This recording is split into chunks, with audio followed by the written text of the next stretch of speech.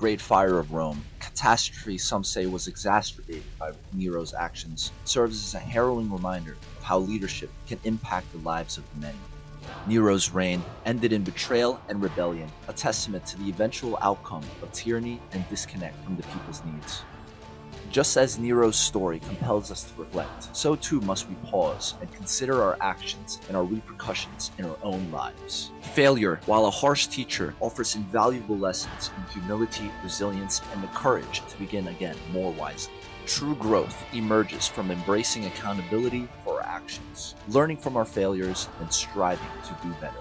Let Nero's story remind us not of despair, but of the power of redemption and the potential for change that lies within each of us.